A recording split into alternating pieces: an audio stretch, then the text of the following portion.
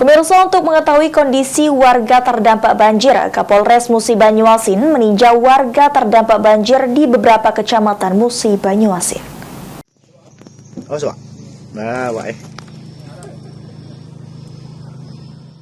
Hampir 1 bulan terakhir, Kabupaten Musi Banyuasin dilanda banjir yang membuat ratusan rumah terendam dan ratusan kepala keluarga terpaksa harus mengungsi ke tempat yang lebih aman. Namun banyak juga warga yang masih bertahan dan berdiam diri di rumah mereka sambil menunggu air surut.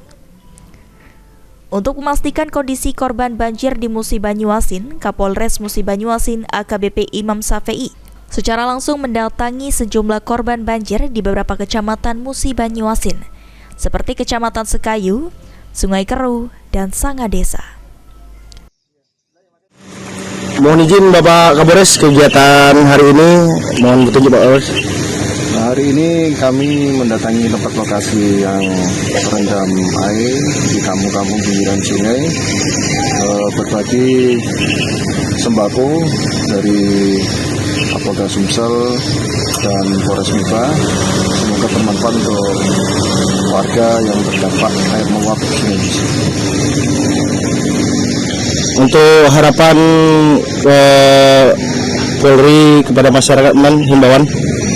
Himbauan untuk Sungai Musi meluap dengan air yang cukup deras agar berhati-hati, terutama yang ada anak-anak kecil yang tinggal di pinggiran sungai, supaya untuk diperhatikan orang tua untuk memastikan anak-anaknya jangan sampai terseret arus air Sungai Musi yang sangat deras.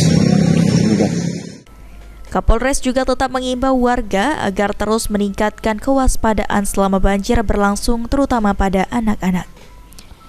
Ruzi Iskandar, PAL TV.